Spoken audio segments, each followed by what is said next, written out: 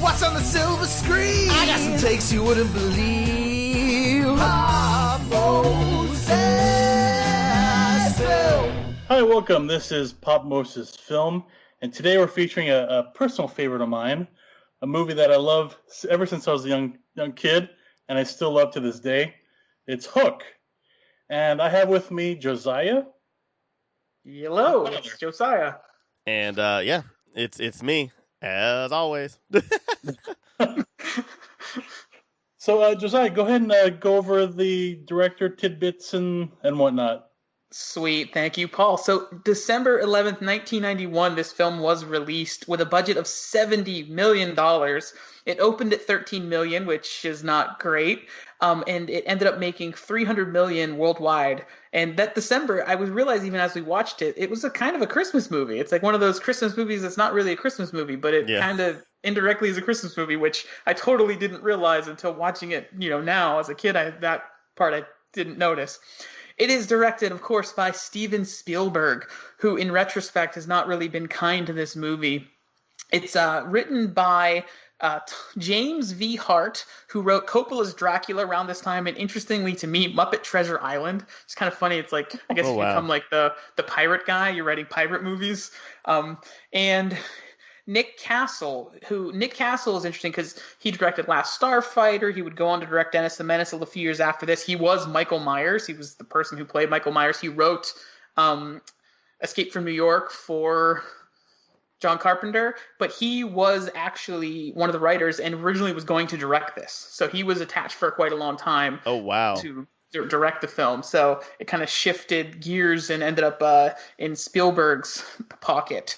So I just thought it was interesting, just kind of as he ended up keeping that writer credit, but the project moved on. The real interesting thing for me, I love to talk about the writing and the writers, was there were two more writers on this project. There's actually many more, but James V. Hart was basically the screenplay writer. And Malia Scotch Marmo, right, he or she, I'm not even sure, I'll be honest, was brought in, I think it's a he, was brought in to rewrite mostly Hook.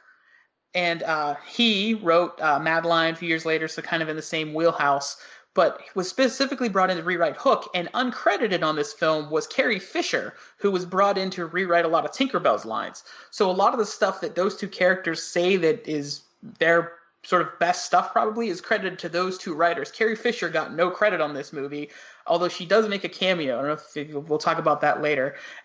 So those are the writers. It stars Dustin Hoffman, of course, as Hook, Robin Williams as Peter Pan, and Julia Roberts, as we mentioned, as Tinkerbell. So that's pretty much all I have. I just find it interesting that this is one of those movies that there's a lot going on behind the scenes that I didn't know as a kid that I kind of discovered that we'll kind of maybe pull out once Paul guides us through this process. Yeah.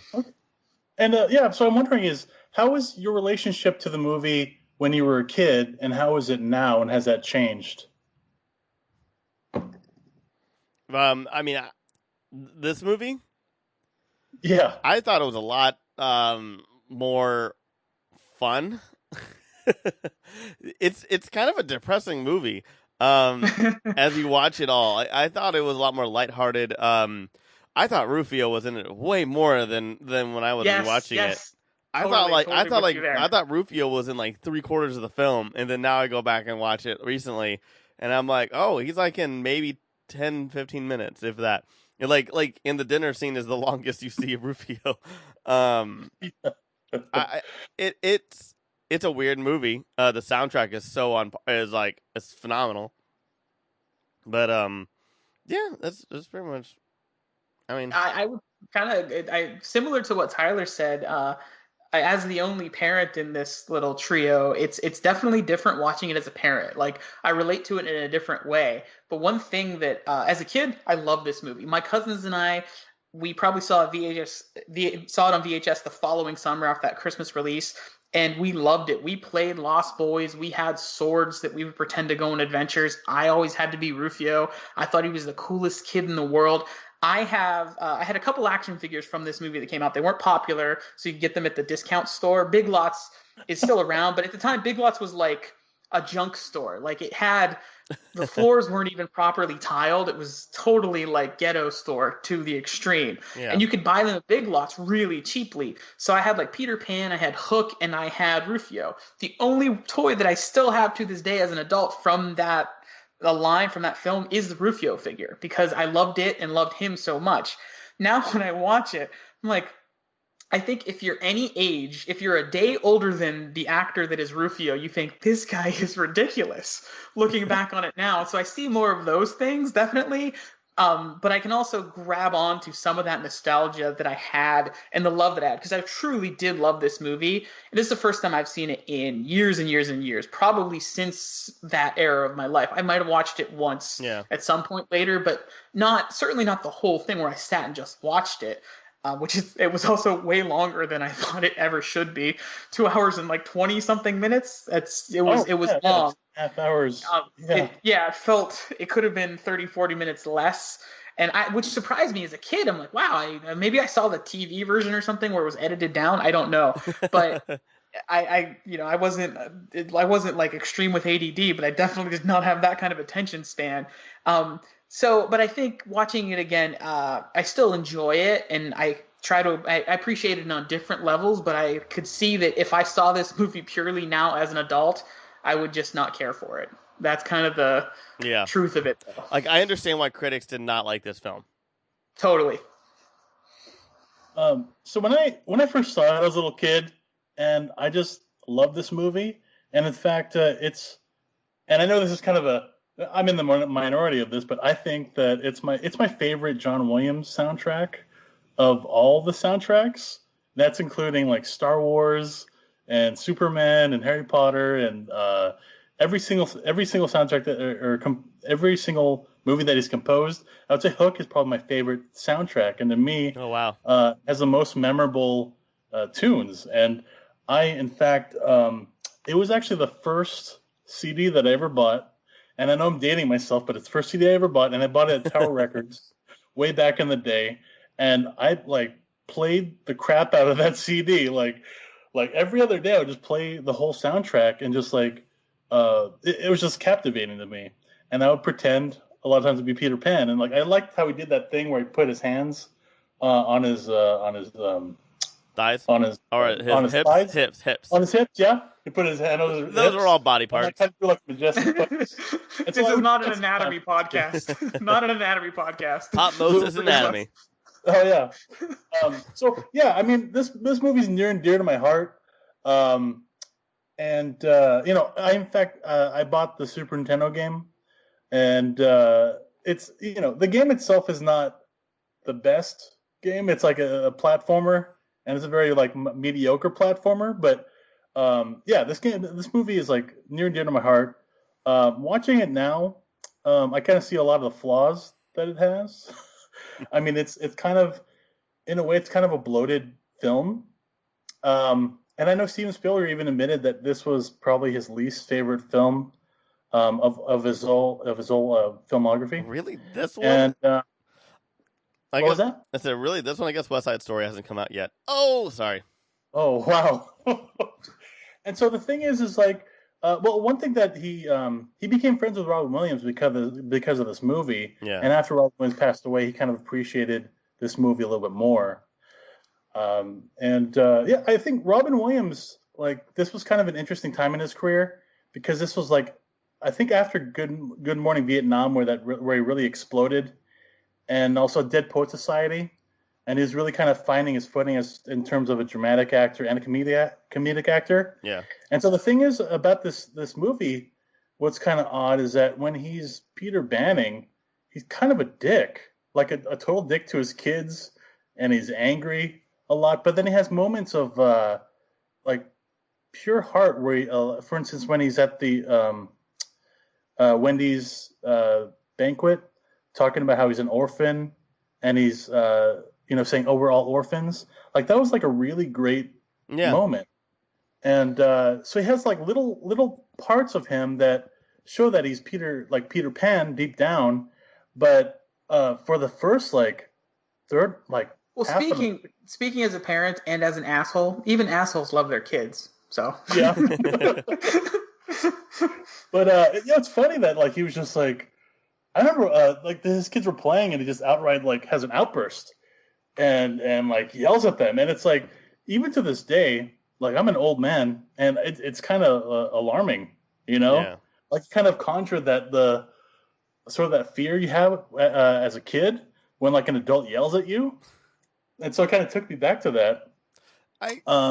Sorry, Go ahead. I'm going through all of his filmography, and like, I don't understand why Hook is not the greatest film, but when he has done things like 1941 or I mean, hell, like he did. I mean, Empire of the Sun. I'm not a fan of Empire of the Sun, so maybe that's just me. But I mean, he's done some things that I mean, AI, War of the Worlds. I mean, there's a lot of things to be, more upsetting about than Hook. I think part of what he's speaking to is the difficulty of making the movie. From what I understand, it was a stressful process. Like, he and Julia Roberts hated each other, did not get along. When they shot with her, they would call it Tinker Hell. And she was shooting by herself because it was, since she was small, everything was probably blue screen at the time, but now green screen, they would bring her in, composite her into the film. And so it was like her it was like, for her, she was just coming up in Pretty Woman. She probably got this part right before she blew up and was probably stuck in this role. I'm just guessing. I don't know this for a fact. Yeah. This same year she would do Flatliner. She was supposed to marry Kiefer Sutherland, and that fell apart. And it's funny because I'm not a big fan of celebrity gossip stuff, but when it impacts the film, it's important, Yeah. And just think about your personal life. It impacts your job. It makes things stressful. Like a few years ago, I was overseeing these writing tutors, and my boss had to pull me aside because after my daughter was born, I was just worn out, and she was just like, "Stop, calm down, you're okay. We're here to help you too. We can see that you're struggling right now. It's a new stress. You've not had a kid before." And I when you don't have the collaboration and supporting each other, and you have outside stress in your life, it can make things bad. So I think part of what he's looking at is possibly that, with the process of making it, not just the film itself. Oh, yeah. Although it is also clearly a flawed film, which we all can admit. Like, whether or not it's the worst. It's definitely not his worst film. Like, I would say 1941 is definitely his worst film of all time. I would probably agree with you on that. And objectively, not childhood love of this movie, just trying to look at it and from that perspective, because there's some things in this movie that just really work. And even, the things that, like Tinkerbell, Julia Roberts, it works. Like, I felt like it wasn't perfect, but it works. Everything works. Nothing doesn't work in the movie. Nothing is so bad that you want to switch it off. Maybe you just want it to be 20 minutes shorter. But I think that might be why. That's just me speculating. But I feel like just being a person and having experienced life in situations like that, there's times where you look back on a time, and then and especially when you're an artist like Spielberg, you probably attach whatever going through in that time to that art, and it becomes kind of mashed together. Especially when it's probably not perfect, and he didn't get to do it the way he wanted. Well, because one thing I read too, that he was like, how he over sort of art directed it. He couldn't necessarily do everything that he wanted, so he just thought he'd make up for the flaws in the story with production design. And he said, well, now we would just have the actors on a green screen and we could do whatever we want. And I was like, well, that's not as good. Neverland is just so beautiful because it's all real. Yeah. It's real, and it's matte paintings and it's things like that, as opposed to just do everything in the computer now, which isn't the worst thing. But when that's like your solution to saying, oh, that would make it better, it's like, not really. Like, that's the same problem. So, but at the same time, I think, like Paul said, his view maybe has softened, like being able to look on it in a different way. So, which I'm glad, because now he can go back to looking at 1941 and be like, yep, that's my worst film. But I also know that I've also read things that the kids were really hard for him too. Like, the kids were just really difficult on this film. Like, for whatever reason, he just cast the most challenging little kids in the world. So, I mean, the kids though, I never blame the kids. I'm sorry. Like, you're about to do so much for these to these kids, like, mentally, after this film, is released. Let them be kids for now, because that's gonna be taken. Like, that's how I always see it. Like, whenever I see child actors, like, I'm just like, and if they're difficult to work on film because they're having fun or something like that, like let them be kids because you're about to take everything away from them. But there's fun and there's are they being bad? I don't know. You know what I mean? That's I have true. no idea. Oh, that's true. Absolutely. Like, are they tearing down parts of the set? Like, there's a line that I don't know. Having children, there's times where it's like, oh, you're just okay. I'll let you play with your toys instead. Like with Penny, my daughter, it's like, okay, it's time to learn, but you can play with your toys right now and learn later, as opposed to like when she starts to like throw things across the room to like, you know, hit her baby sister. Oof, yeah. When that line is crossed. But not knowing. So, but again, absolutely. I think it's many things on top of each other that clouds his view. Yeah, you know, I read something about how he was worried about being an absentee father, and this was his movie in kind of response to that, because he would work so hard in all these movies, and he was worried about being an absentee father. And so I think it's interesting that he put, you know, a bit of his own personal life into the story.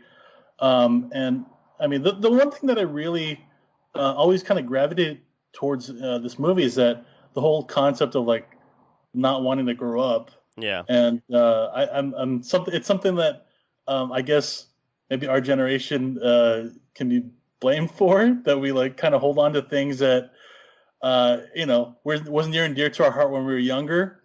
And I remember seeing this when I was a kid. I was looking at Peter Panning and I was seeing like how like depressing he was and how like angry and how flawed he was. And I always thought to myself, like, I don't want to grow up that way. Like, I don't want to become that way. Yeah. And, you know, in a way, kind of like idolizes youth and the innocence of youth. And then now when I look at it, I realize like no matter what you do in your life, it's like life is just rough and you got to do what the best you can. And so I kind of give Peter Banning more of a pass. Yeah. Being as an adult and knowing what it's like to just be an adult every day, just like dealing with like all this crazy stuff.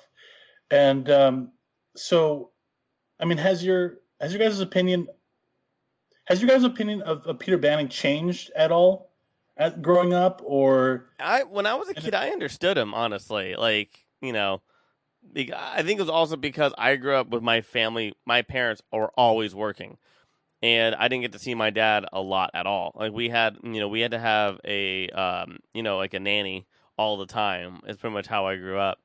Who worked full time. So with us, and so I only saw my parents in the morning and then late at night before I go to sleep. So I guess I understood it because of like how busy he was and everything, and like it didn't really bother me. So I thought maybe he was a little harsh, but like I didn't think he was like all that bad and all that terrible. But also when you're comparing him to Peter Pan, I always saw him. I was like, well, Peter got old and grumpy, and that's all I just noticed when I was a kid. Where now I'm just like, he went through some tough shit. So I mean, a little bit for me. I understand it. I understand it more, but my understanding has changed, but my view of it hasn't changed. I don't think I cared enough. I mean, not that I didn't care, but I didn't like. I guess just as a kid watching the movie and watching it as an adult, it's a kid's movie that deals with the adult's view of growing up and what that looks like, and trying to achieve that balance and being a responsible parent to my kids while enjoying life in a way that I am just still me, and your identity as a parent versus your identity as an individual. And it's definitely a dynamic that I see now. But as a kid, I just thought he's Peter Pan. He's going to be Peter Pan again. It's just how long it takes. And it's funny watching it as an adult. It's like, it takes a while. It's a long time in that movie before he is Peter Pan again. Oh, yeah. I think it's an hour and a half or something. Yeah. It's like, that's why they called it Hook, because they couldn't call it Peter Pan. Not because of rights or anything, because he's not Peter Pan for most of the movie. Yeah. But I think watching it Which as I always remembered that, though. Like Peter Pan not coming in until like the very, very, very end. Yeah. Oh, okay. No, exactly. But I'm just saying, like, but somehow for me, like, I guess maybe it's there's moments all throughout, like even when he's harsh to his kids, you can tell he loves his kids. Like he's upset when he misses the baseball game. Yeah. He it's that clear thing where I've been there.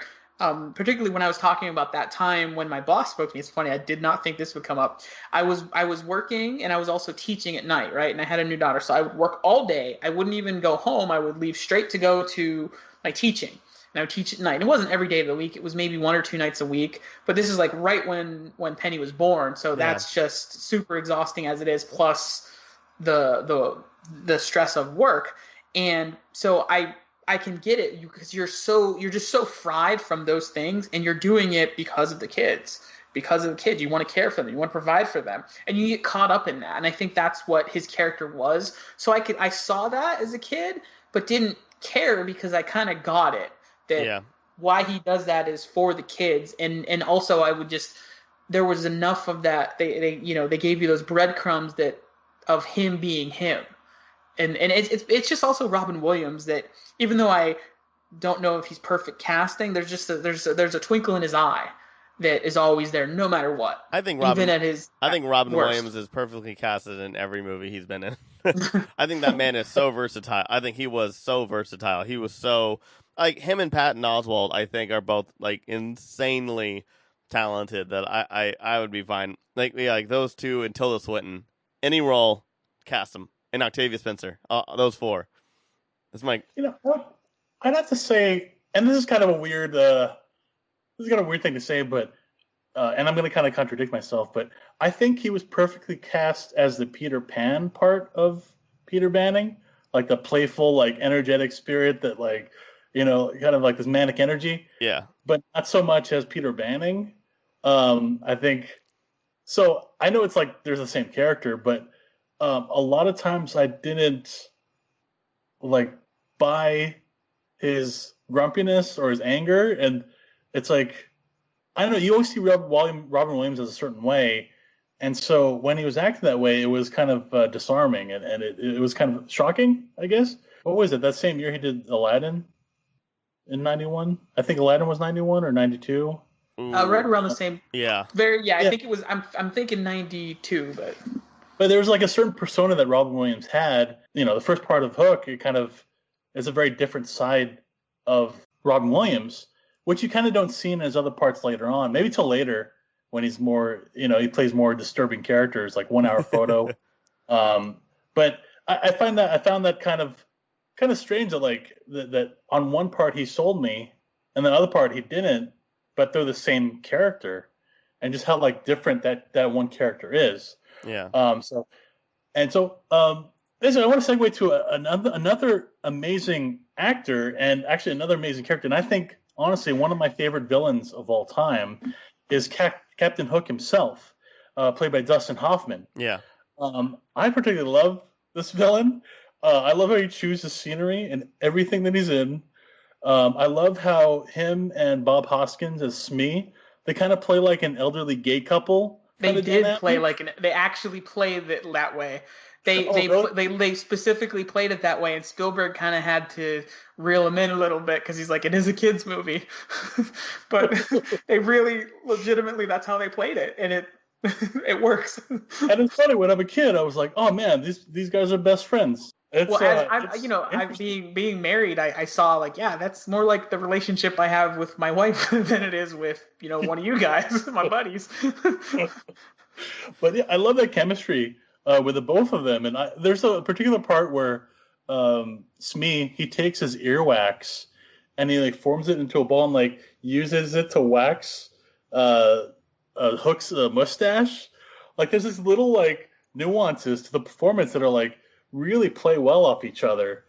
And I just love Dustin Hoffman as Captain Hook, and to this day it's like probably one of the most iconic villain portrayals that in a movie. Yeah. I agree. I absolutely love Dustin Hoffman's performance in this. And this is my favorite Hook, Captain Hook, ever in any capacity, in any medium. I love him. I think he is so good. I think Bob Hoskins was amazing as Smee as well. And the same thing. Like, I thought it all worked. I thought it was hilarious, the bickering and everything. And like, the clock room. I still love that scene. Like there like again, I'm not the biggest fan of this film, but there are things in this film that I love so much. And it's anything that has to do with Hook. He is so conniving and so evil, and then also he's so weak, and he's so. It just. Go ahead. Sorry. Oh no! I'm saying he's conniving and evil, and then he can be so weak and spastic as well. And it's which is kind of what I was going to interrupt you there to say was that's what makes it funny. You know what I mean? Because he's like so trying to be so diabolical, but is so insecure. Yeah. That that like in the moment very very very late in the movie when he's fighting Peter and his wig comes off, and then like he gets it back on, and just the look that Dustin Hoffman, it's so great. Like it's just that distills everything that's great about that character right there for me. It's because it's funny and really like. Watching the stuff like back now as an adult, the stuff with the kids just doesn't land for me like it did. That was what the movie was all about as a kid. So this is the stuff that does land. This is the stuff where it gets a little bit more adult in the subtle ways that I didn't pick up as a kid. So that's where more of the joy comes. So while we're talking about the casting of Hook, which is being perfect, when it was going to be a musical, there was some other alternate casting choices, including as Hook, David Bowie. So David Bowie could have been Hook if it would have been a musical, because this was right around when they were developing it during Labyrinth. So you could have been the Goblin King. It could have been, if this were a musical version of Hook, would have been. And it's funny because like as perfect he is, like okay, if it is a musical, I like that option. But for this version, he is perfect. So yeah. So actually, going off of that, I'm going to give you an interesting Michael Jackson tidbit. So Michael Jackson was really interested in playing Peter Pan while they were in pre-production, and Steven Spielberg, he said, "Well, this is not really Peter Pan. It's like it's Peter Pan growing up." And so Michael Jackson realized like he wasn't the right for the part, and Spielberg, agreed he's not the right for the part. And so Michael Jackson, like he hired a witch doctor to put a curse on Spielberg because he was like denied this part of Peter Pan. So I thought that was really. Pretty crazy stuff. That man is insane, or was insane. I've never been a fan of Michael Jackson, really. So, whenever I hear. So, question though, was he trying to like curse him for not getting for not getting the part? Because it was, from what my understanding was, that was Michael Jackson was attached in like the earlier '80s, and then this movie when Spielberg first kind of it just festered very early on. That's when Michael Jackson was attached. And then throughout the 80s, it went to different places. Nick Castle, who was brought in, was going to direct it. It kind of went back to Spielberg. So it took almost 10 years for this to get made. So was it anger that he didn't get it, or was it to not get the part because he didn't want to be a grown-up Peter Pan? I think originally it started off as like a live action Peter Pan, just like a live action retelling of the Peter Pan story. And then it kind of evolved into Peter Pan growing up. And just, I think because of that, the whole like that evolved into Peter Pan growing up, that really didn't fit with Michael Jackson, because Michael Jackson always like, it's been widely publicized like he loves kids, and he's really he gravitates towards like Neverland and like the Peter Pan like not growing up aspect of it, and so the fact that it's like kind of contradicts what what he would. You know what I'm trying to say. So getting a little dark. Have either of you seen Leaving Neverland, the documentary about the child molestation accusations against Michael Jackson? I'll use the word accusations for legal purposes. Have you seen the documentary? No. I honestly just don't like. You don't need to watch it. I'll say I have a good feeling as to what happened, and I have word from people that I know that I trust. So it's like. I don't want to visit. I don't like watching a lot of those documentaries, like Making a Murderer. I'm not equating those two at all, but I'm just saying, like, if I already know what happened, I'm good. I don't need to. I don't want to know all the horrible details and stuff. Yeah, there was a horrible detail where, like, there was the Disney animated Peter Pan cutout when one of the alleged victims said that he was being abused. That was in Michael Jackson's bedroom. So that was obviously he named it Neverland Ranch. It's just heavy and dark, and I didn't intend to go there, but at the same time, Man. I think it's whether you think he abused children or not, the obsession Michael had with Peter Pan was real, clearly, and it's so I just interesting and I very believable that he would go to then lengths to then give Steven Spielberg a curse for whatever reason, but yeah. Wow. No, that's pretty dark. I didn't expect. I'll say this weirdly. I decided to watch it as a parent. I don't know why I felt like this obligation, and because that's like one of my greatest fears as a parent, that would learn that would happen to my kids through their lives, and that's why I felt I wanted to watch it, because I take no pleasure in learning anything like that or even hearing anything like that. But at the same time, I felt like, okay, I need to be aware of it as a parent on some level, and that's why. So back on to fun stuff. Okay. Yeah, we went to some crazy paths there. But, so yeah, the thing I really love about Hook is that he devises a plan to. He kind of resigns to his fate. He knows that Peter Banning is going to become Peter Pan at some point, and he feels like, oh my God, I'm going to lose. No matter what I do, he's going to become Peter Pan, and that's. The Lost Boys are going to train him, and he's going to come here and take his kids. And he devises a plan with Smee to teach his kids to, like, love him instead of their own father. Yeah. And I love that he takes the vulnerabilities of, like, Jack's, insecurities and, like, his father issues and kind of plays upon that and becomes a father in the ways that Peter hasn't, by like playing this whole, not only showing up to the baseball game, but putting on this whole baseball game for him, and having all the Pirates be there to watch and play with him.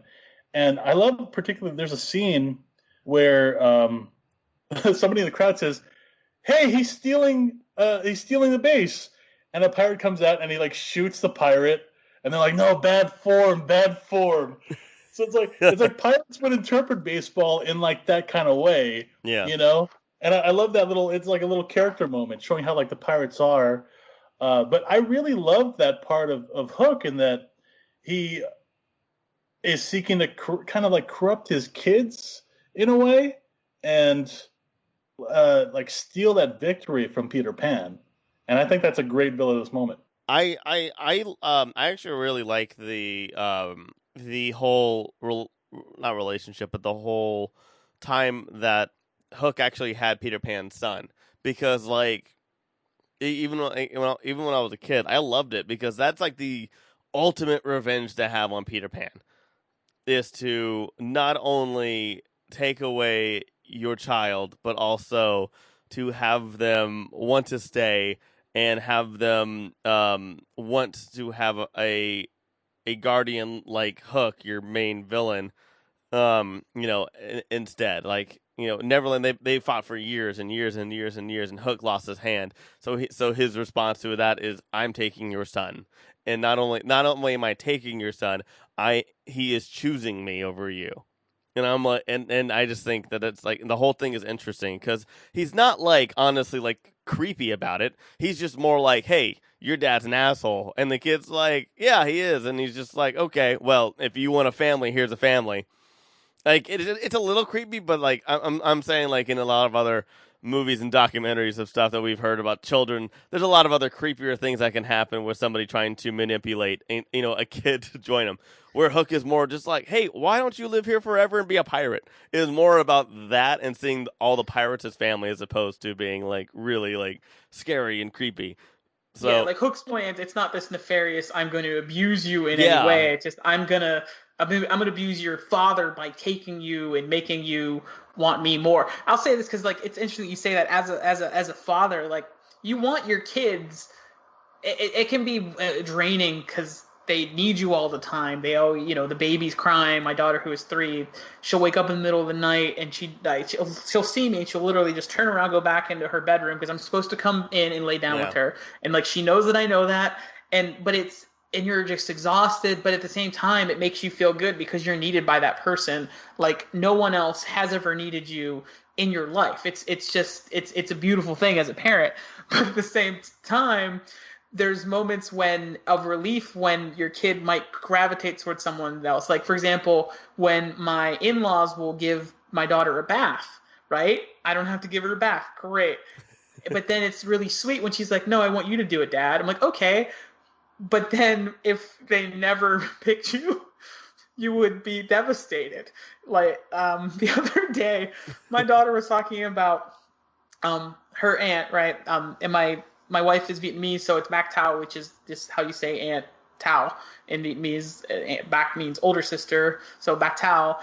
She's like, it's basically telling my wife, my daughter's mother, that she loves Bac Tao more than she loves her mom. and just in a kid, it's just because like, oh, she gives her candy, she plays with her because we have to be parents. But that kid perspective, how a kid, even an older kid than my daughter who's 3, can be manipulated into that mind space where then, oh no, as a parent, you're like, oh no, I lost. How do I get my kid back? Yeah. And that's what it is. What's really cool for me watching this now is where Peter's motivation to be Peter Pan, and he realizes, oh, to get my kids back, to earn their love as it should be, I can't just be this way. Even though I was doing it thinking it was for them, it wasn't the right thing. It is actually a balance of being this joyful person who is Peter Pan and Peter Panning? Banning. Banning. I don't even know his weird fake name. I don't. But that part really, it's funny how it resonates very differently to me as a parent. I didn't expect it because I thought, oh, I'll watch Hook and it'll be about pirates and adventure. And I'm like, oh, emotions too. Damn it. So. And that's the thing with this movie. It has like a lot of great, interesting ideas that I think work in the 90s, but I think would kind of not work nowadays, especially something like that. And one thing that kind of stood out is like with the Lost Boys, a lot of the humor was like kind of gross out humor. Yeah. Like they have to fight, and a lot of like humor that's very like buried in the 90s that really wouldn't work now. I'm sorry, I still love the dinner scene. I actually do like that scene. Yeah, I mean, I like that scene too, and I kind of wonder if like, how do these kids survive? Like, if all their food is imaginary, like how is? Well, they're in Neverland. It's all magic. They don't age. They don't have to eat. They do it. Nothing. Time doesn't really move there. It's just it's always now. But they sleep for some reason, so that doesn't really make any sense. So it's interesting. But that's the thing. The logic in Neverland, there's none. There isn't, because that's just the way it is. Yeah, you can't attach logic because you never have to think about it. Just kidding. That's why you can't be an adult in Neverland. And I think part of the idea is even the pirates haven't really grown up because they're not truly adults. They're being pirates still. So even though they're physically adults, they're not like normal adults. They're still living in a fantasy. Yeah, they're still living in a fantasy. Exactly. And so it's interesting you bring up the dining room or the food fight, because during that scene there's a part where Rufio and Peter Banning, they go back and forth and insult each other. Yeah. And then midway through, Peter Banning sort of gets the upper hand on Rufio, and so all the Lost Boys kind of rally towards Peter Banning, and so you see sort of the transformation of Peter Banning into Peter Pan at that moment. And then, Rufio's like kind of jealous, so he throws a coconut, and then Peter Pan, he slices it in half, and the coconuts are spinning on the table, and so it's a great moment. I'm sorry. Can I go off on that because it's right after that? Like, I always tear up and get choked up every single time the kid is messing with his face and goes, "There you are, Peter." I always get I think it's actually always before tear that. Up. I think that moment's before that, though. Oh, it is? If I recall. Because I think that's when Peter first shows up in Neverland, and they're trying to train him to jump, isn't it? I thought. Oh, it's like right when he shows up in Neverland, and Peter Banning's like, help me save my kids. Captain Hook has them. No, I thought it was at nighttime. Well, the dining room scene, that's at nighttime. Yeah. But the scene you're talking about where the little kid's like kind of messing with his No, it's before that, because the just in my notes I know that oh man, the dinner scene is I wrote a note about the food fight of like several lines down, and I put an asterisk next to, because it was one that I wanted to mention. But when the little boy feels his face, he's like, "There you are, Peter." Yeah. And like, so like as a kid, it got me. It gets me still. It that still moment gets is me. That kid worth is it so for that moment alone. that So kid, brilliant. That kid's delivery is so good. I feel like if the movie had more moments like that, where you're just kind of like look deep into yourself, or you'll find the kid in you again. Like the movie would have been so much better. Sorry, I literally thought I don't know why I just watched it yesterday. I don't know why I couldn't remember. I agree with you. So actually, what I was gonna get to my point. My point is that I wish there were more moments like that to kind of gradually build Peter Banning into Peter Pan. Yeah, like that transformation at the dinner room, the dining scene is like so abrupt. Yeah, where everything before he's like training and he's like still Peter Banning, and then all of a sudden he's Peter Pan, and it kind of takes you out of the movie because it's like not gradual.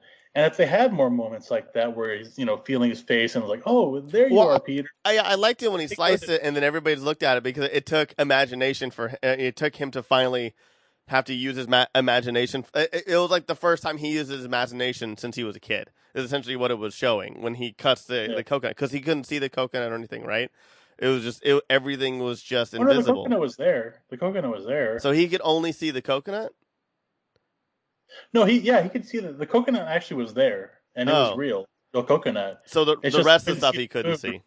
Yeah, the rest of he couldn't see the food, and then I think a little bit. Or he could see none of it. Whatever. Yeah, but either way, or all of it. See, I guess how I interpreted it when I was a kid and when I just watched it yesterday was that he didn't see anything, and then he saw some, and the kid act like they were throwing it at him, and he brought out his sword, and then the coconut explodes, and then he's able to see everything, and he's just like, oh, and it was like that one moment where he just kind of like where he finally uses imagination, and he saw the coconut and he saw everything. I thought but before that he took a spoonful of pudding or whatever, like at pretend, and then he threw it at Rufio, and then he saw, then he saw the pudding. Oh, that's right. When he see, then that makes no sense. It should have been the coconut. Like I like that though. When he flings the fruit, it's almost like it's like, I think what Paul's saying is something I had throughout my notes too, where I wish there were those the storytelling perspective, right?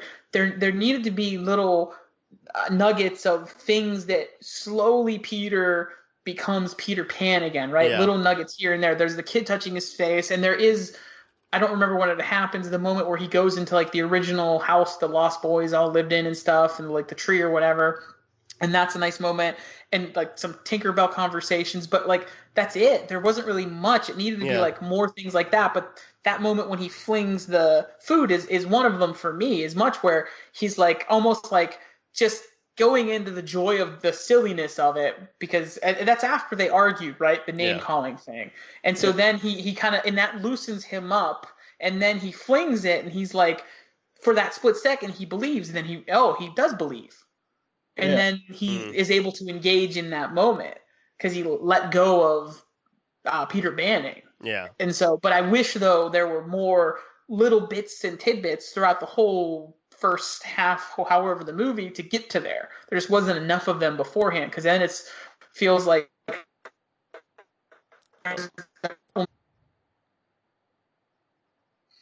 because really, truly, the only segment is the one that comes when he's feeling the face. Before that, other than that, it's really maybe down to performance, but there's not much to sort of lay the groundwork for him becoming Peter. God, that's so annoying. I forgot about him flicking. There's so many. Yeah, like.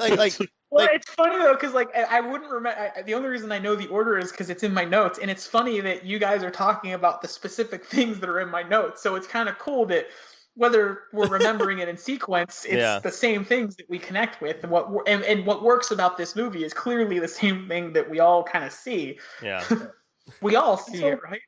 You guys can see it. And the funny thing is, what kind of, I don't know, always kind of irritated me about the editing of the movie is that right after that they like they go, Peter and some of the Lost Boys, they go off and watch the baseball game with Jack. And then Peter goes back to, he's like, he's upset that Jack is like, sees Hook as a father. And so he looks in the pool and sees a reflection of his younger self.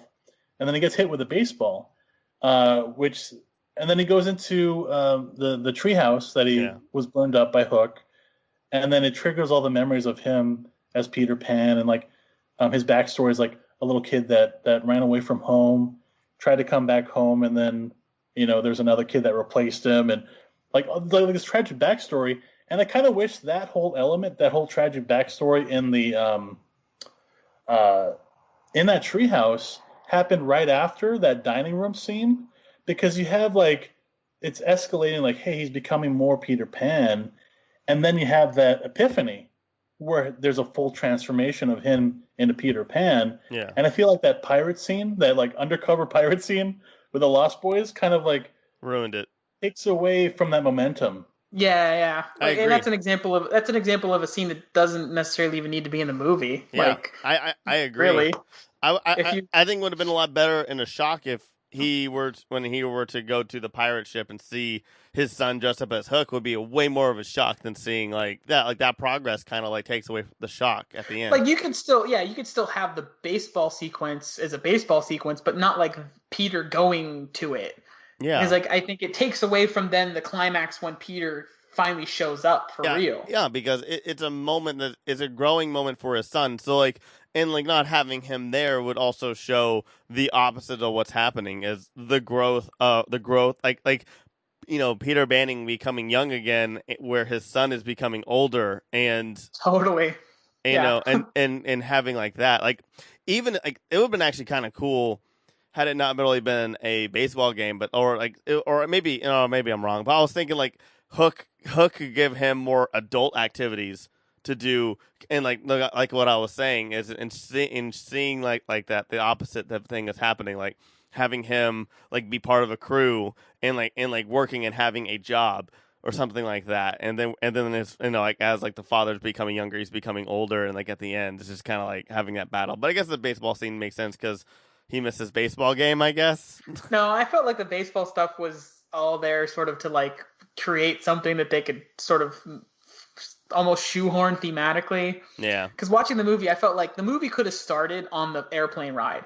Because to me, the movie really starts there, and then when they get to London, you don't really need that stuff. You get that he's kind of an absentee father. You don't need to see the baseball game sequence, and you don't need to see him in an elevator with other corporate raider people. You don't need to see that stuff. No, not at all. Once they're on the plane, and then once dialogue, especially because the movie's really not interesting until they get to London.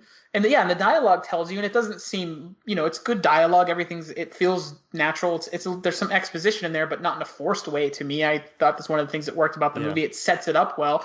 And that's right there. You save 10 minutes of the movie. Yeah, exactly. But I felt like Spielberg wanted the baseball thing. I would have. They probably could have done the montage. Like they probably could have taken the credits and done a montage of the baseball scene over the credits, to where the action movie starts with the airplane ride. Yeah, and like it basically just over like maybe a 3-5 minute sequence of credits to get them on that plane. And to me, because that's where the movie started. I actually think the movie should start with the play still, and him just not there, and then them talk, and then like him coming home before they go into a flight. Like let's just say like he comes home. And then, like, the wife's like, "We're going to London tomorrow, and you also missed your daughter's play."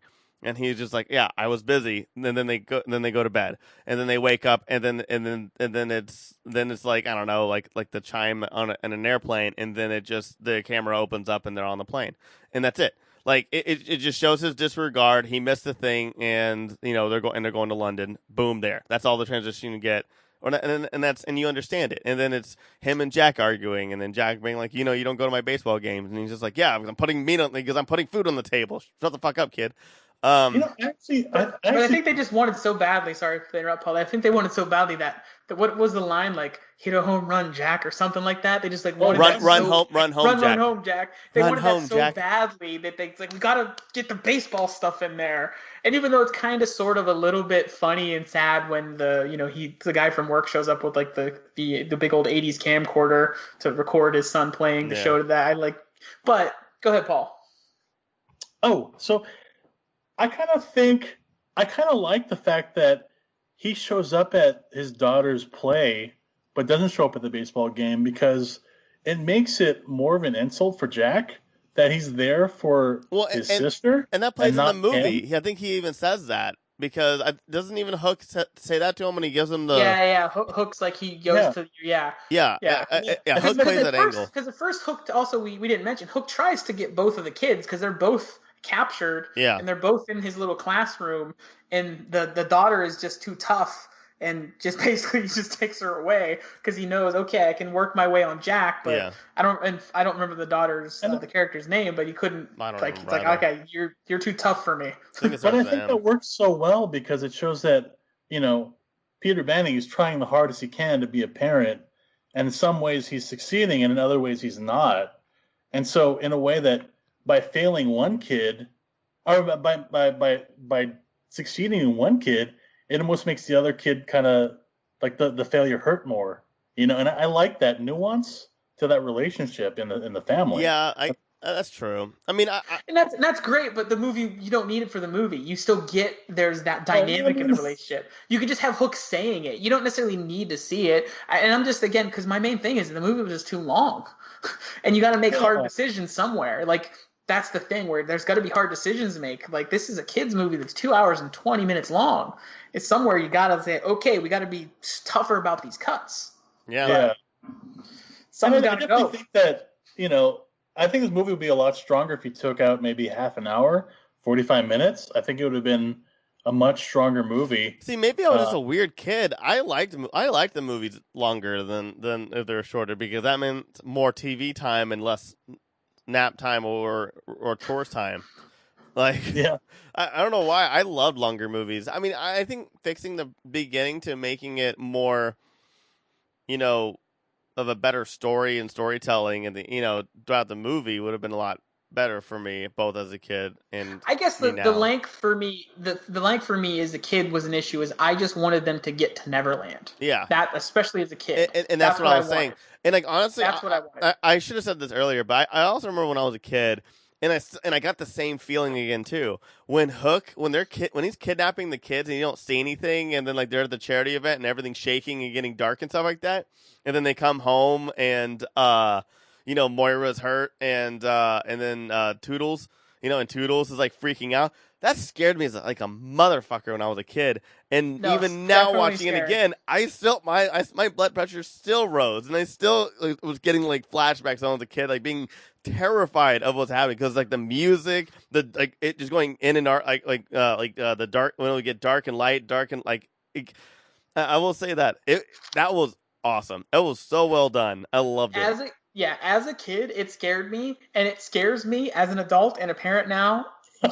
Probably more. Yeah. Because, that fear when you go out and you leave your kids, something happens. I should have been there. Even when something stupid happens, like you walk out of the room and the baby rolls and starts to cry, and you come back in, you're like, and I'm like, Judy, what happened? Like, just an instinct, somehow it's her fault. The same thing would have happened if I was in the room, but that natural feeling, like, I could have prevented this. So that feeling as a parent struck me. So terrifying as a kid, terrifying as an adult. Definitely works. Well, I just happen to notice it takes 35 minutes to get to Neverland. 35 minutes to get to Neverland. That's kind of where, as both an adult watching it and as a kid, but particularly as a kid, because I just wanted to be there. I wanted to be in that world. That's. Well, and watching it now, I just wanted to see Dustin Hoffman just fucking kill it for the rest of the film. I think the thing is what was like watching it again. Oh, go ahead. I was gonna say what my thought was watching it again. What might have helped is maybe give us Neverland before they go to Neverland by bringing Hook in the movie before the kidnapping in some capacity. Well, so you could cut back and forth. I mean, I don't want to add time to the movie, but just something that, I don't know, because, like, it's called Hook, and he doesn't show up till late anyways. Just something to... I mean, honestly, it would have been really cool had, if they did, like, where it started off with the play, and, like, either Peter goes or does not go, or, like, if Peter's in the audience, and you just kind of see, like, him have, like, him kind of, like, get, like, a vision, not a vision, but, like, him, like, remember Hook, and he just kind of, like, gets, like, affected by it, and then as the play's going on, and the wife's just like, what happened? And he goes, I don't know. Like, he kind of, like, sees Hook in his head for a split second. Like, that would have been awesome, and, like, also major build-up, too, as well. And then, like, or even, and, like, him seeing Wendy's is, like, home, like, his home, and, like, hearing in the background, like, Hook's laugh or something like that. Like, a lot of cool things they could have done. Yeah, some things, like, little things, like, exactly. To me, not necessarily things to tease what's going on, and especially because the movie, within the logic of the movie, this world exists. At least, even if it only exists in Peter's head, it really exists in Peter's head. Yeah. So you can have that be, and then, or the other idea is, if you have those moments, makes you then question, does it only exist in Peter's head even more? Yeah. So also, or having, like, how awesome would it have been too, like, you know how the windowsill or the window hook looks like Captain Hook's hook, having him, like, see it and, like, really freak out, or, like, when he's locking it up, like, kind of, like, holding onto it, and then, like, just going back to him, and he just looks totally concerned as he walks out. Yeah, because, like, and for example, like, shit like that. yeah, because they say it's been like 10 years since he's been back to London. Maybe have it be part of it. It's traumatic memories. Yeah. It's that stuff scared him, and part of why he left wasn't just that he fell in love with the girl when he saw Wendy's granddaughter or whatever. That there's a level of fear. Yeah. In going back there. I mean, Hook's always scary, but yeah. Paul, what were you gonna say? Oh, you know, I agree with you, Tyler. I think he should have had a moment where he saw that Hook and he's like kind of stressed out, or, like, you know, and he doesn't understand why. Yeah. You know, he's like, oh man, like he's like disturbed in a way, like little character moments like that. And I think what they were trying to do is they were trying to spend as much time in the real world so that when you go to Neverland, it's like a big payoff. But how magical and how amazing and enchanting it is. So I think that's what they were trying to do.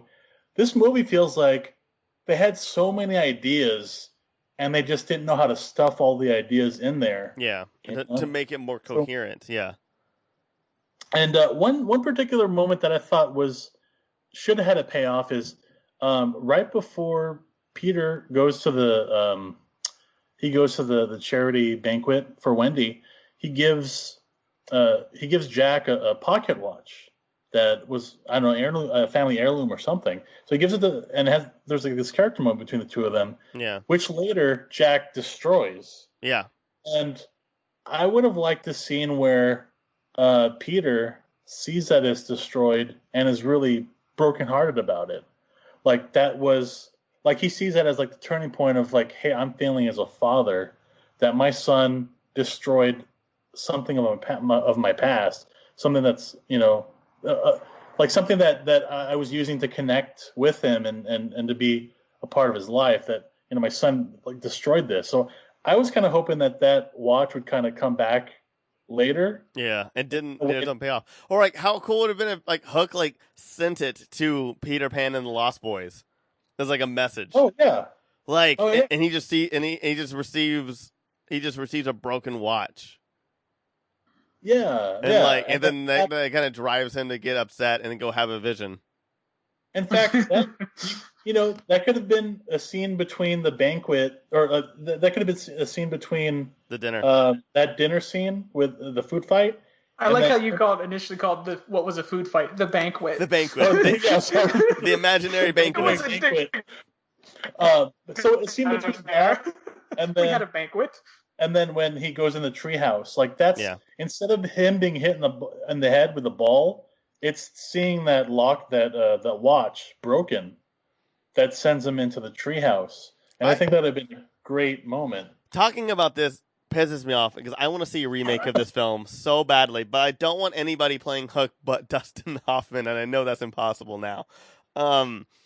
But like, man, like, yeah, like what you're saying is like, how cool would it have been like he has like the watch and he has the pocket watch and he's looking at it and he's just kind of going through, and then like Tinkerbell, and then that's like when Tinkerbell, he sees Tinkerbell full size, like human sized. Yeah. And it's more of the magic, and then like it's more of a vision than anything, like what you're saying, like, and he's just like, why are you big? And he's just like, why are you seeing me big? And he's just like, I don't know what's happening. And then like him finding himself, and then she helps him become Peter Pan again because Tinkerbell is big. I just hate every single Tinker. I think we haven't gotten that part yet, and we're already at an hour of the episode, but like I hate every single Tinkerbell scene. Like I do, I really do. They're all bad. They're all written poorly. She's boring. It was fine at first, and then it just keeps going. And then when she blows up and she does the whole thing, it makes no sense. And then they don't talk about it again. And it's just like every single, like all of Tinkerbell in this film could easily have been cut out. It's funny because like talking about it, the fact that we haven't talked about it says I didn't think I actively disliked any of it, but I realized I don't care about any of it at all. Because it's nowhere in my notes. I have no recollections of anything being like really magical about it. And then I actually watched the original. My daughter's a big fan of Peter Pan, and watching that. I thought you were going to say the Tinkerbell movie. No, the Tinkerbell movie. She likes those too. But the original Tinkerbell is so full of personality and spunk without ever talking. Yeah. And Julia Roberts just talks and talks and talks and has so much less personality. Yeah. It's just I realize in retrospect, it just doesn't land. It just doesn't land at all. It's awkward. I think when she initially shows up to bring Peter Banning to Neverland, I like that scene where she's in a little dollhouse. That scene was probably the best, yeah. But then after that, it's like they kind of didn't know what to do with her anymore.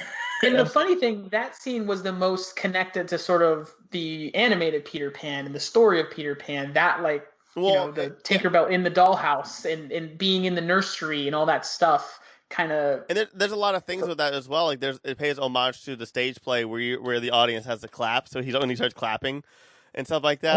Oh yeah. I agree with Paul, and that's why I was saying before. It was like at first she was fine, like, but yeah, then they just kept going, and you're just like, all right, like she should have only been there for a couple scenes. Like it would have been nice if she had realized Peter was different. And just kind of left him alone, or at least was just there just to hear him out. Like she didn't have to say a lot, and it didn't have to be Julia Roberts. But like, I think her being a full size human would have been a lot more of a shocking moment if it had been more about Peter becoming Peter Banning becoming Peter Pan again, as opposed to a really weird, awkward, lustful, like. Weird scene that just had no payout and was just it had no explanation. It was just weird. I hated it. Like I don't know if you guys agree with me or not, but they could have made her a very useful character to even help Peter, but it was more of just like, hey, I'm here for some reason because I'm a big star. Yeah, like I didn't hate it, but I almost feel like it's worse that I'm apathetic. I have like no feeling. Like I wish I was passionate enough about the hate. I'm like, it just thinking about it. Yeah. Like that's what you could cut out of the movie. I don't hate. We're talking about what could go. I don't hate it. It's aggravating about how mediocre it is and how almost all of it could have been cut out, and that's sad. And yeah, I think the funny other than that first scene, yeah, totally. Yeah, it could go. Go ahead, Paul. And the interesting thing to me is that I feel that Robin Williams' performance and Dustin Hoffman's performance like lives up to the nostalgia of when I was a kid. I really love those performances, and it still holds up today. But I mean, when I saw that movie as a kid, I thought Tinkerbell was all right. Watching it now, there's a lot of things that you can cut out from her. performance, and I kind of wish they did more with her. And I wonder if, sorry to interrupt, I wonder if kind of we talked about at the beginning, this is where I feel like she was probably cast as she was on the way up. Boom, she did Pretty Woman like the year before this. Yeah. She becomes a megastar overnight. She's probably under contract to do this movie already. Can't get out of it. Probably wants to get out of it. And then the compromise is to give her more when she was probably supposed to basically be that sort of conduit character to bring him into the world a little bit, as opposed to, and then I feel like that was my guess, and then that's where they're bringing in Carrie Fisher to do the rewrites to try to make something more of this character because we now have a star. Wait, is that a It's thing? kind of like, Is that a thing where Carrie Fisher was brought in? she was brought in to do rewrites specifically for the Tinkerbell parts.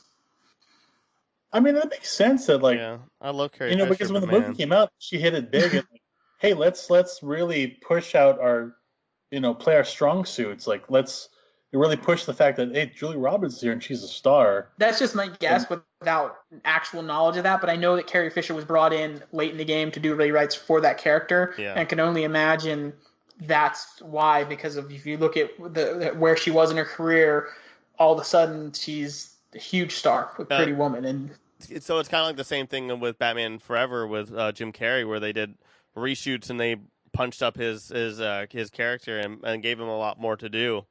Like, I think the whole Bat Cave was part of the reshoots, where he's blowing it up and just being weird or something like that. Yeah. Because he was not big at that point when they were filming. He was like almost like he had done In Living Color, Once Bitten, and I think like Ace Ventura was like almost coming out when they were it came out in the middle of when they were filming, and then he just blew the fuck up. Yeah. I mean, it makes sense to me that he would do that. Kind of punch apart in the same way they did with Jim Carrey. So let's see. Oh, one thing I wanted to mention is that when they're flying to London, they're flying on Pan Am, and Pan Am actually went bankrupt a week before the opening of Hook. Yeah, I read that too. Totally, yeah. When I read that, I'm like, oh, that's just too funny. It's like it's an omen for this poor movie that what's going to happen. And one thing I wanted to point out, which was kind of interesting to me, like this movie kind of reminded me, and I hope this is not going to open a can of worms. But this movie kind of reminded me a little bit of Last Jedi, where you have like a young optimistic hero that kind of grows up and becomes like a grizzled old. Oh no, you cannot compare the. No, I mean it's just it's funny how like Luke's arc is a little. It's a little bit like that, where he comes like a grizzled kind of an old Jedi that like I think you're reaching here, Paul. Yeah, I think because, like, for example, like a lot of what we talked about, like Luke's story is he was a farmer. Isolation. Yeah, like he's isolating himself from everything, from the power, from the Force, from all these things. Whereas Peter is just has almost it's like the wrong view of how to be successful for his family. Yeah, and how to take care of his family. So it's different. Like he's not. That's to me that fundamental difference. Yeah, makes the connection. Yeah, Luke realized he was dangerous, and he almost killed his nephew, and and he was letting everything down. So he went back to what he was before: a farmer, a person who was not really part of a community. In this scenario, that Peter would have to go to Neverland and live by himself in that tree. Yeah, that's he would live which like. I want to see that movie. Oh my god. Runaway Peter. I just for some reason they already made it. They already made it. It's called. They already made it. It's called Arrow, and it lasted 8 seasons. Sorry. Now, see, I have to watch 8 seasons of something to see that story. Kids, come on. So, yeah, I mean, maybe I'm full of shit. I don't know. I just thought of Last Jedi for some reason. It kind of entered my mind. I see it a little bit, but I would probably. I know I'm reaching. I know it's. I would equate him more to Han Solo than I would Luke Skywalker. Okay. Where Han is going back to smuggling and doing all these other things, and as opposed to being with Leia and giving up on Ben. I'm with you there, Tyler, because it's like, that moment where Wendy's like, oh, Peter, you're a pirate, when she realizes what he does. It's kind of like, Han Solo, you're literally a space pirate. So, but we should probably call it an episode soon. So, anything else, Paul? There's a funny there's a reference to Good Morning Vietnam in there. Is it where really? Smee's like, Good morning Neverland. Oh, which kind of cracked me up.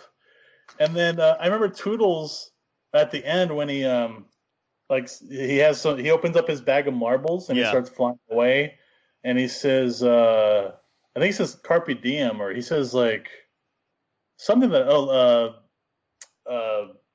something to that effect, and that was like a reference to Dead Poet Society, which like a year before. And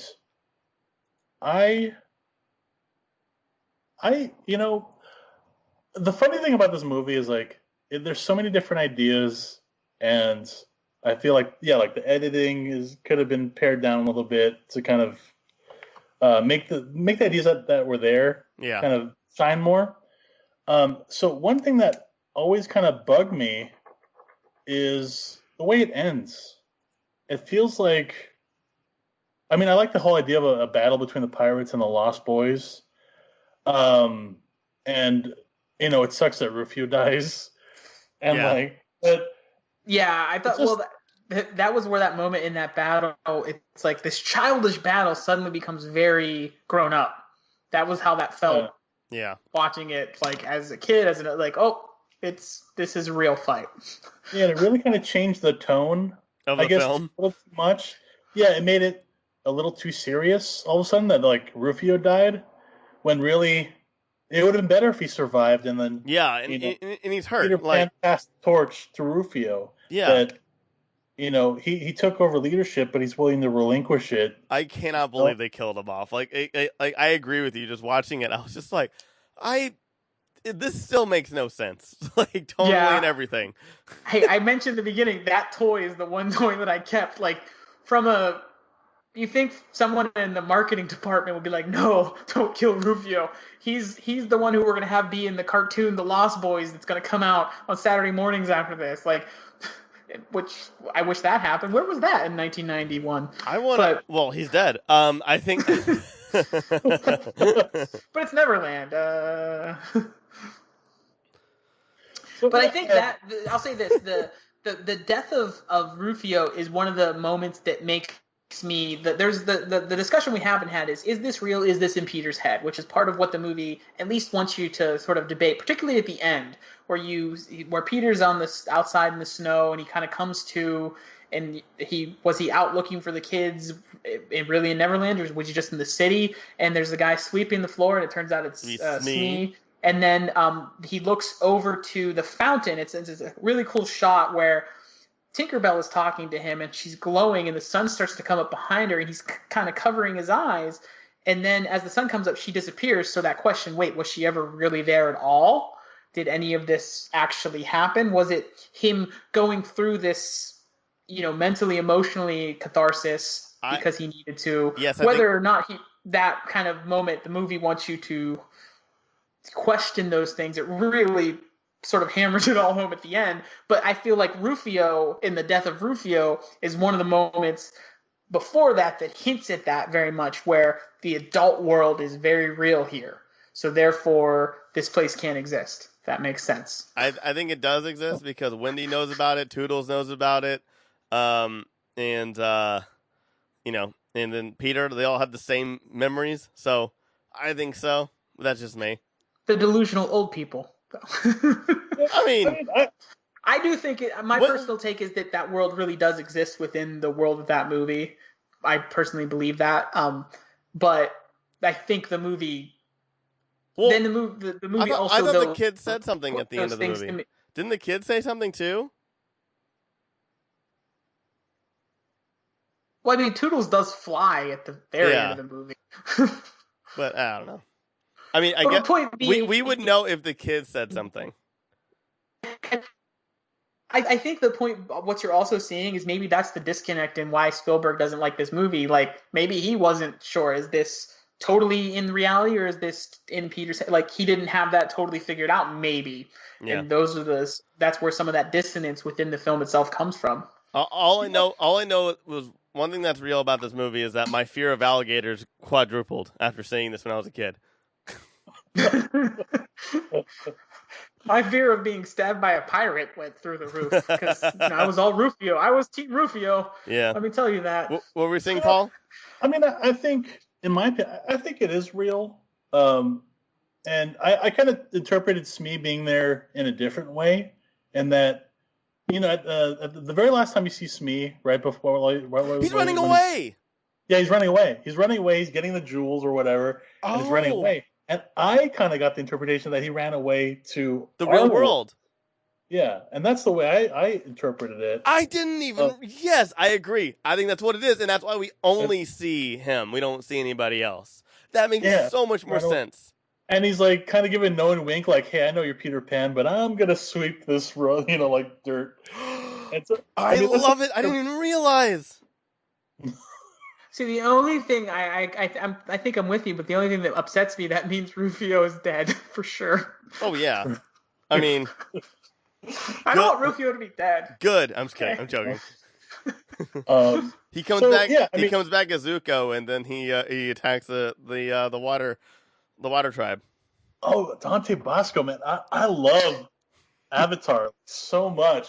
Good. I'm glad. Yeah, it's such a great show, and I'm thankful that this movie allowed him, like, gave him the exposure so that he could do Avatar. Yeah. In the future, like I'm so that's rough, buddy. So one thing also, I just want one more thing I want to mention is the crocodile looks super fake. Yeah. And doesn't look real at all. And then when it falls on Hook, it somehow swallows him, even though it's like dead and looks mummified. And I'm like, I was just always so confused by that. Like, because the thing didn't move at all. It was in the tower and there's a clock on it. It never moved.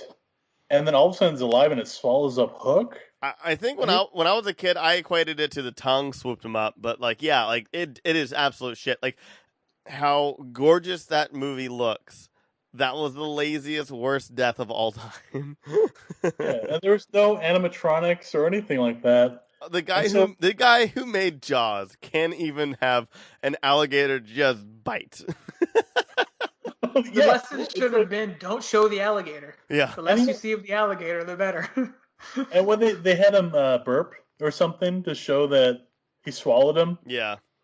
I think that's, again, the dissonance in this movie is it's a kid's movie that's also an adult movie. So that's why you have a lot of those things. Because when that thing falls on and then burps, that's a gag for kids. Yeah. That's really what I think that is. So then, but there's a little bit of a disconnect because then right before that, Rufio gets stabbed to death by that guy. So that's where it's a grown-up thing. We and gotta it's a teach the kids about death. I'm just kidding. That's how I learned. So, the last thing I want to kind of point out is I have a couple questions for you guys. And how do you think this movie would have been different if this were made today? I think the studio would have been a lot more careful with it, especially after if it were to come out this year, they would be so much more careful with it. And I was going to bring this up after the atrocity of Pan. So I think that they would have been a lot more careful with the director, the story, and everything. I don't think Rufio would have died because of marketing. I mean, I honestly, and I've said this before, not on this podcast, but like we've talked about this before in GGG. Hook is one of the movies I want to be remade so badly because I think somebody could fix it. So yeah, I mean, yeah, that's. How about you, Josiah? I don't know. I just feel like leave well enough alone. It is what it is, and and there's enough magic in this movie that I don't want it to be. You could make a movie that's a Peter Pan movie that's a bit Hook centric. I would like to see that. And that's what I think could work. But it's maybe a slightly different take. It's less about Peter Pan dealing with growing up and being an adult. Maybe that's there, but I would want something more Hook-centric. Almost the movie from Hook's perspective, or the Peter Pan story itself from Hook's perspective. That would be more interesting to me. I mean, I guess we got that with Pan, and that movie sucked. I don't know if you guys have seen Pan. I haven't seen it, but I have, unfortunately. And it all focuses on Blackbeard. Hugh Jackman is the main character in that film, and it is an atrocious film. It is literally one of the worst movies I've ever seen. I really think we should do it. I really think we should do it on this podcast. Pan is one of the most disgusting pieces of things I've ever seen. It is a gorgeous film. The CG is amazing. The soundtrack is fine. I believe it's Howard Shore. I'm gonna make sure on that real quick. But don't this like smells like Teen Spirit? Or something. Yeah, the movie. Yeah, it is so weird.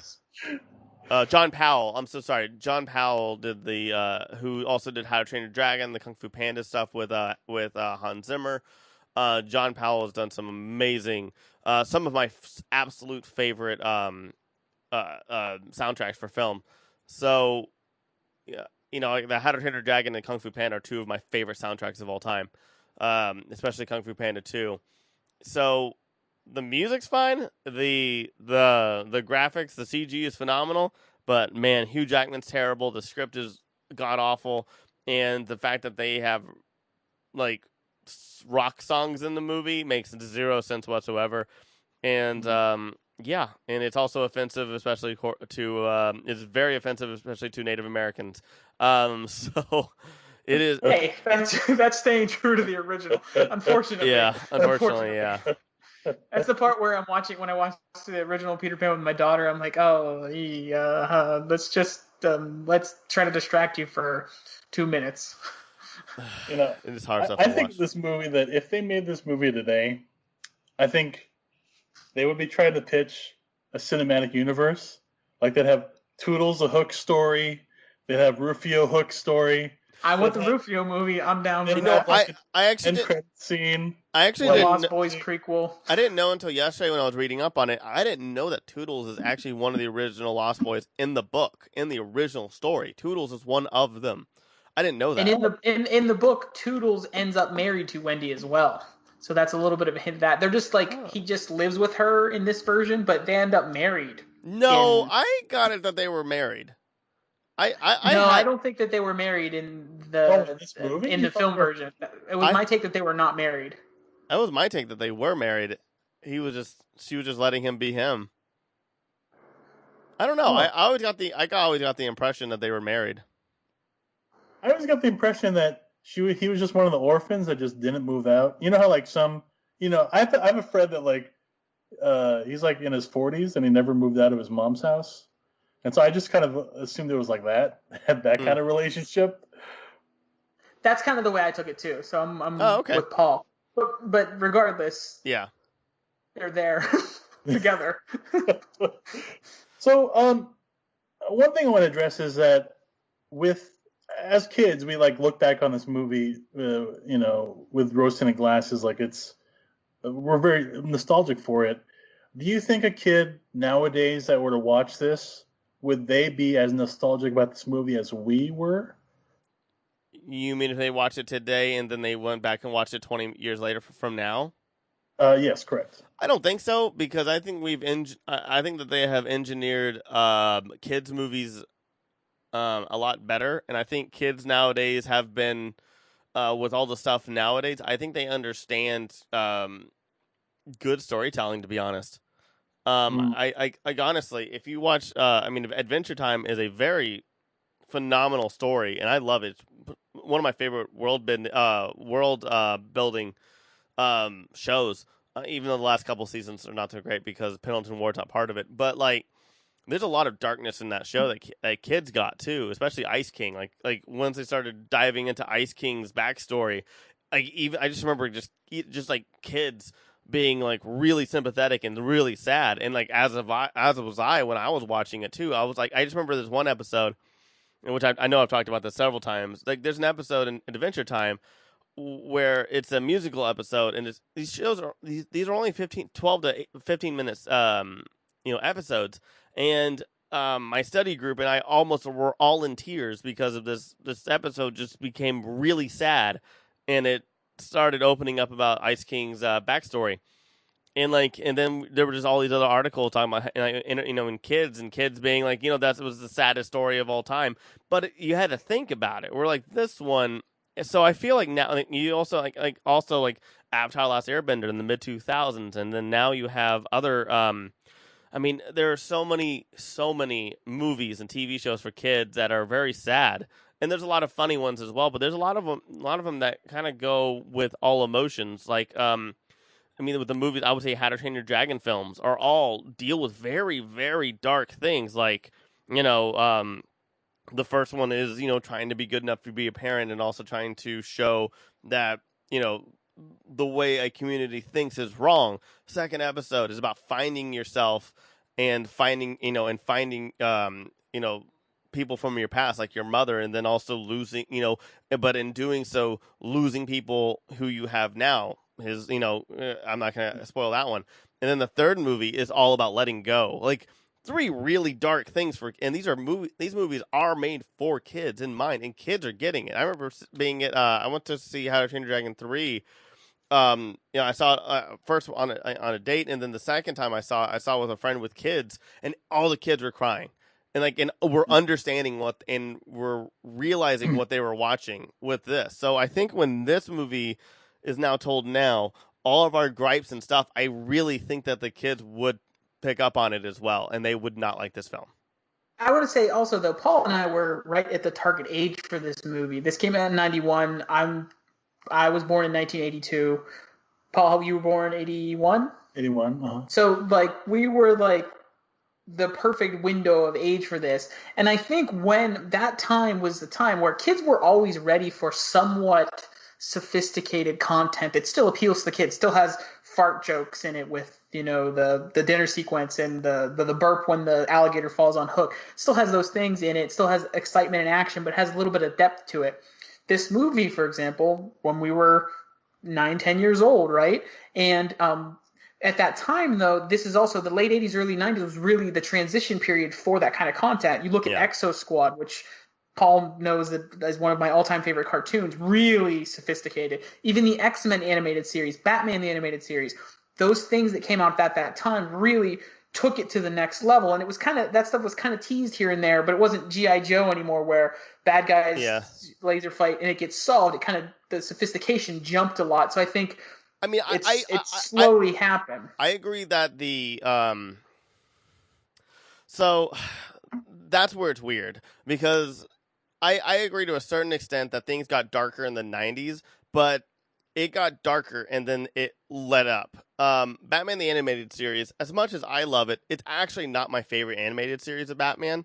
But I think it is great. I think it is an achievement. I think it is absolutely one of the coolest, best interpretations of Batman. But the thing is that every single episode still had a beginning, middle, and end, and no continuity, no character growth whatsoever at all with anybody. Everybody's the same. It's a whole fresh start the next episode, and the monster of the week. But what we're talking about, though, is, to be fair, it's the transition between that type of storytelling, because that was cartoons through the 80s, what you're talking about. Yeah.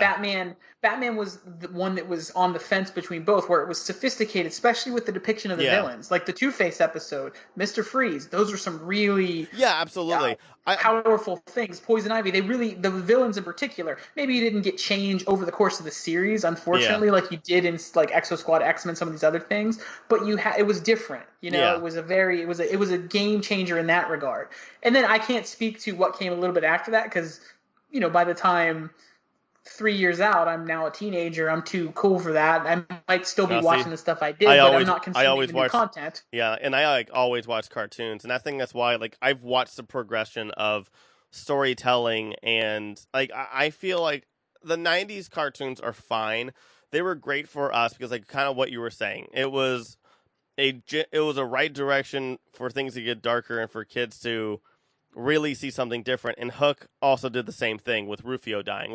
it was more showing of like, okay, how edgy can we get, as opposed to how can like it wasn't about having something that would really bring out a lot of emotions. It was more like, hey, can we have a fart over here and then this kid die over here and then a burp over here? Perfect, good, that's it. Like that's what it was before. Where now, as I've watched, with everything, like even if you watch like Ben 10 and a few other things as well, like there's a lot of things in like storytelling. I mean, even Teen Titans Go will get dark. It's weird, but like and kids pick up on it. I mean, like I said, I think Adventure Time is probably the perfect example of something that can go really funny and random and then really dark and really demented, but also like putting on this whole other like but putting on this whole coat, this whole physical coat, but kids see the emotion, but kids read the emotional parts of it.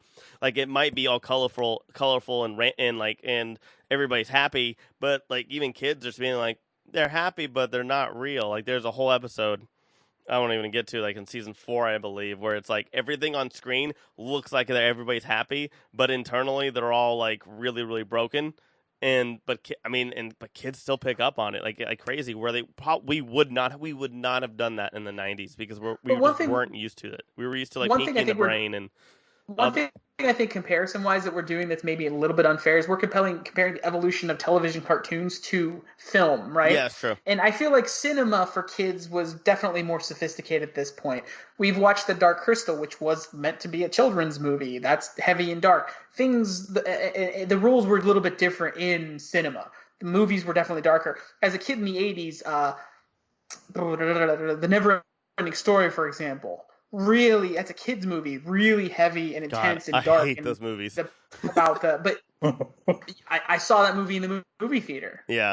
It's so imagine I was 4 or 5 years old and I remember seeing that movie and the power of that on me and just whether you like the movie or not, what you think of the movie, the sophistication of storytelling was more so than what you would ever see in a cartoon. Even when you talk about the Transformers movie, what they did there versus what they were doing on the cartoon, right, Paul? Yeah. Oh yeah, Optimus Prime dies. I know. Boom. Yeah.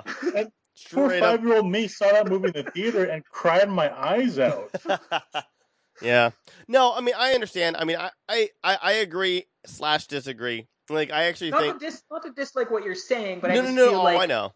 Like the progression is different. And that's why I'm trying. And that's why I can't wait for us to do the Kung Fu Panda trilogy because I still think. That is my favorite trilogy of cinema, and I still think that Lord Shen is probably the most evil kids villain of all time. He's so messed up and crazy. But anyways, and Dustin Hoffman, right? I Dustin Hoffman in that too. So we have our connection back to Hook right there. Yeah, I mean, I see Hook as like a transitional film, where they're kind of dabbling in adult themes and. I think I see it as a movie that'll lay the groundwork for, Kung Fu Panda, Avatar: The Last Airbender, Pixar, like a lot of these things and How to Train Your Dragon, like a lot of these movies that are geared towards kids but have more emotional weight towards them.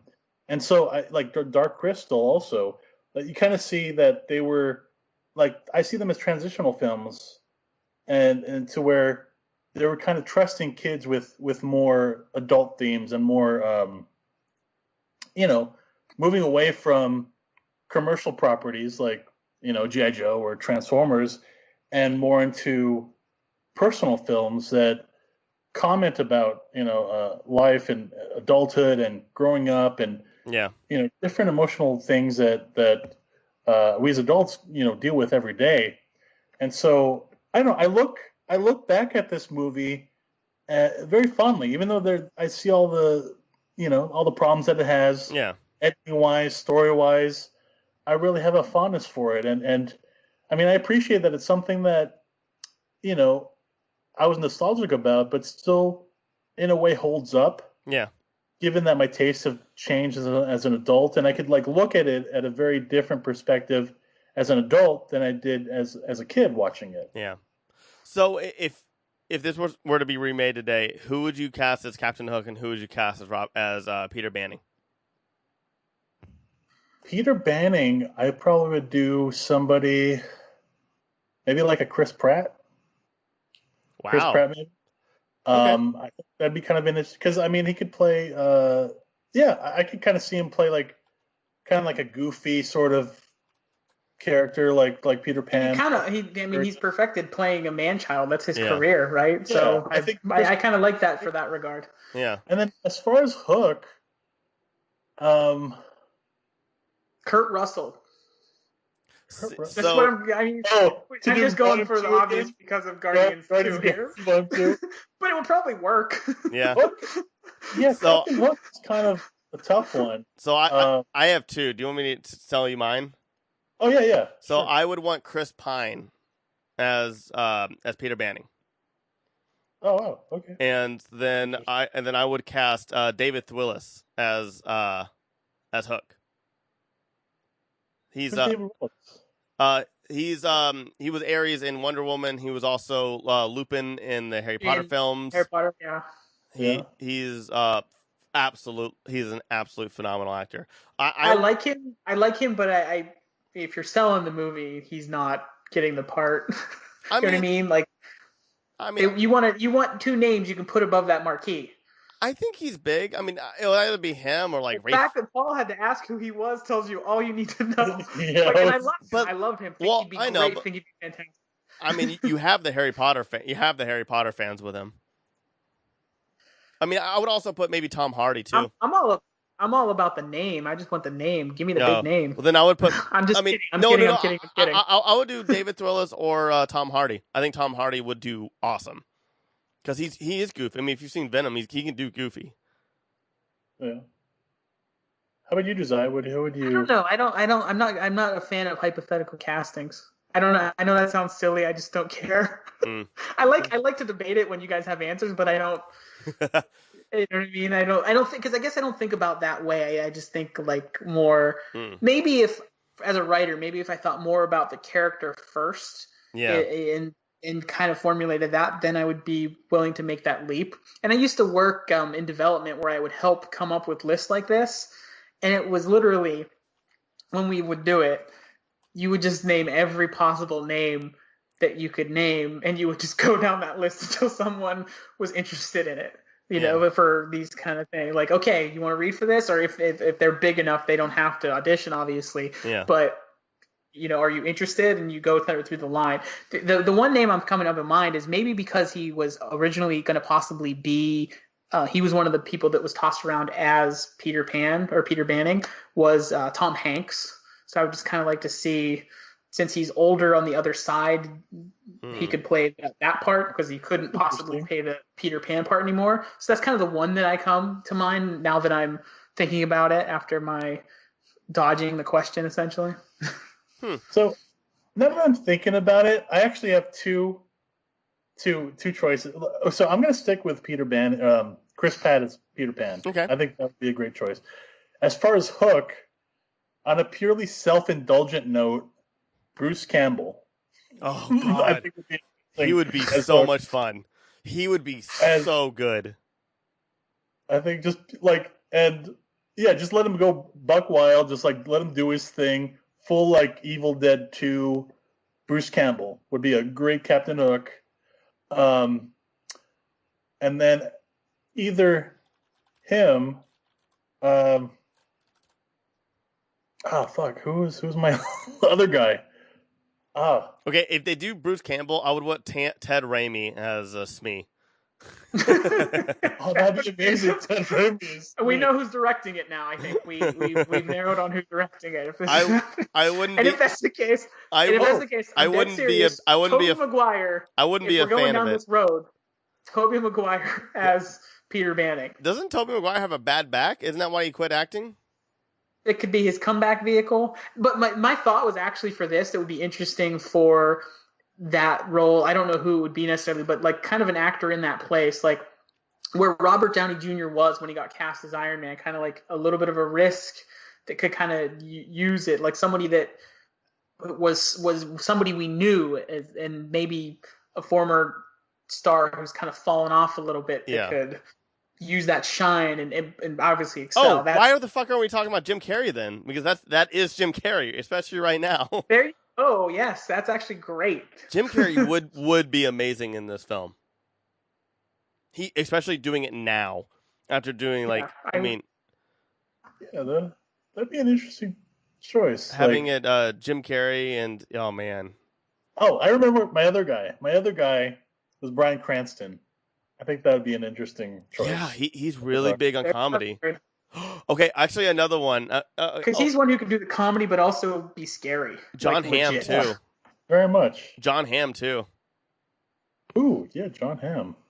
I kind of see John Hamm as Smee, honestly. Yeah, he's so silly. I love John Hamm. That guy's amazing. We should probably end this episode. We're almost at an hour and 40 minutes. Is there anything? Oh, okay. This is supposed to be a short one. That's my fault for moderating. Kind of all good. Lost track of myself. But yeah, final thoughts on Hook. You'll enjoy it.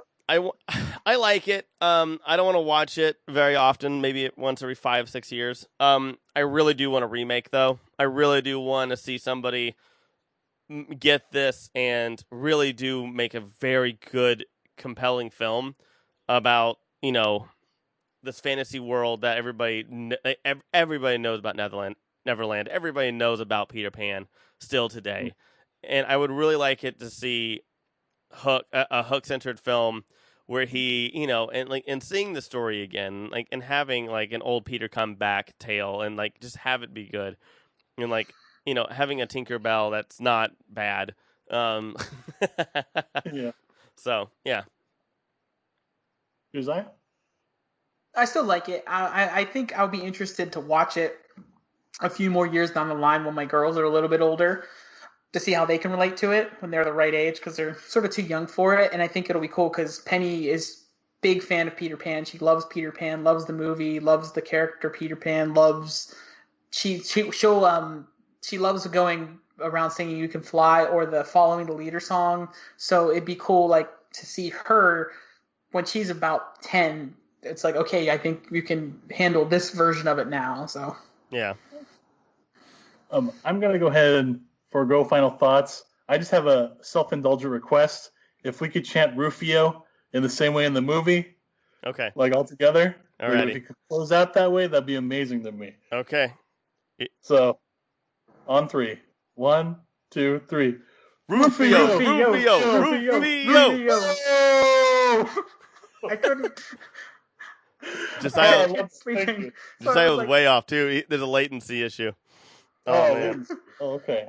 Well, yeah. I just want to say thank you guys for joining us on the Hook, and another episode down on the Popmosis Film. And I want to thank you, Tyler. It's almost as long as the movie again. Yeah, I know.